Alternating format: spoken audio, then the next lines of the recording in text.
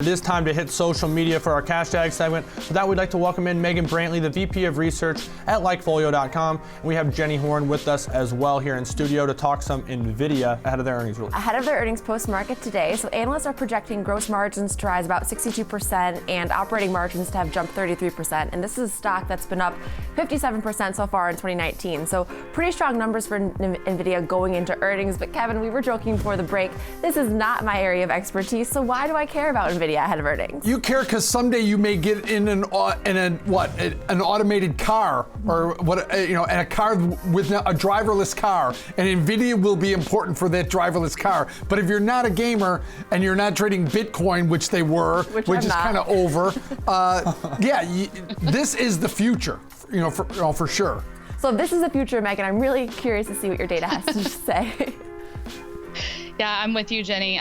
My laptop actually is powered by Nvidia's GeForce, which I didn't know until I started diving into this. So maybe you have a similar experience. There you go. But what we're looking at when we look at Nvidia are mentions, really consumer-facing mentions of their gaming segment in particular. So these chips that are driving their gaming platform. And we're seeing some strength year over year for Nvidia, but we also have seen, as you mentioned, the stock rally in line with this. So really there isn't a divergence play forming in regard to earnings. But as Kevin was hinting, we really, really like how this is setting up for Nvidia long term, from the investments that they've made, an acquisition of Mellanox to hopefully improve their data center game, and also this development of autonomous, powering autonomous vehicle development, which I think is going to be really, really key moving forward for them.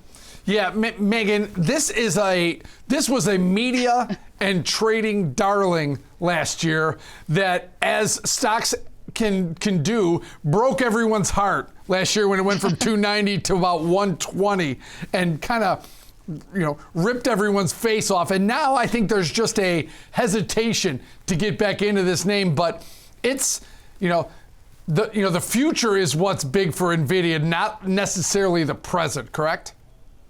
Absolutely. Long term, they talk about this super edge computing, and this is something that's involved. You hear a lot about 5G and all of these Internet of Things, these devices, and what allows these things to communicate, and just the data processing and networking that's required for all of that. So I think Nvidia has a lot of pots on the stove, but they're in a good position long-term to capitalize on these technology advancements. Super edge computing sounds like fake, doesn't it? Right? Super duper edge computing coming up next. What is that? It does, and you have to think that people wouldn't be talking about that on social media today, but actually they are. So So that brings us to our first tweet, which is from Chart Surgeons, who says, Nvidia upgraded, price target raised to 200 from 145 before market open. Not the greatest upgrade, as that's where we're at, but if the market/semis want to be good today, think 214 is possible.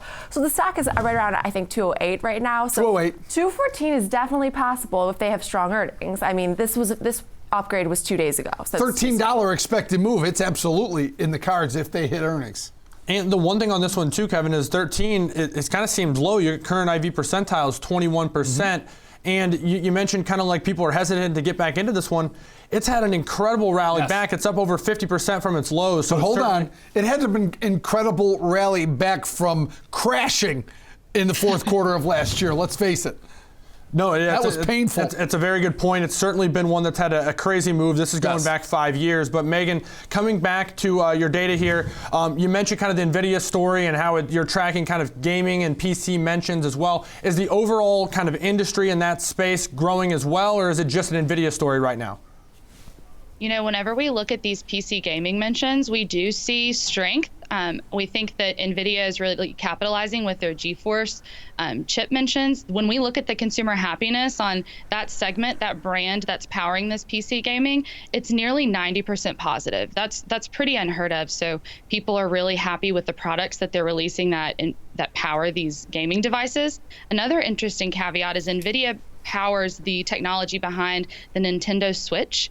And the Nintendo Switch, they just announced a new light version that they'll be releasing, just in time for holiday shopping. So that's something to watch moving forward. Obviously not an extremely significant portion of Nvidia's revenue, but PC gaming definitely is a significant portion of their revenue. And so far we're seeing positive long-term trajectory for Nvidia in that realm. And you mentioned the Nintendo Switch, Megan. This is something that people are very loyal to. People love to talk about. Again, not my forte, but I couldn't believe the amount of tweets I saw on that this morning with Nvidia mentioned. So that was shocking to me, but see, has a huge fan base, of course. So our next tweet says, it took all year, but finally seeing a close above 200 for Nvidia. With recent moves in AMD, Nvidia is looking solid for a move back to 240 from here. So Kevin, you mentioned, of course, when they got killed after last year and they were at 290. Is a move to 240 possible? I don't think on this earnings specifically, but it is possible going into 2020. You know, how do they present these earnings and how do they present the future is really what it's going to be, right? The three-headed monster, right, of the earnings report. There's EPS, there's revenues, and then there's the conference call, which how they look to the future. And you were saying exactly what I've seen all analysts saying, that fourth quarter guidance is key for them here. Exactly.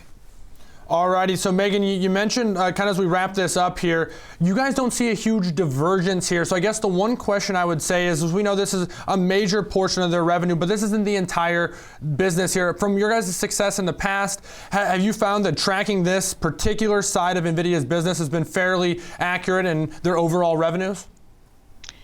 Yes, it is. You know, gaming does make up the majority of their revenue, but as Kevin and Jenny both mentioned, you know, that guidance is going to be key moving forward. I think people are also going to be watching to see if they can capitalize on improve their data center segment performance. So, you know, if you see disappointing numbers there or disappointing guidance, that could be impacted. And we're not seeing enough of a divergence from an earnings perspective to feel like there's an edge in the data this time around. But long term, we really like NVIDIA moving forward. Alrighty, so what I'm hearing is sort of a neutral wait and see if there's a little bit of a pullback, and maybe you guys are buyers on a little bit of a dip in NVIDIA, depending on what that announcement actually is. But Megan, great stuff as always, and thanks for joining us.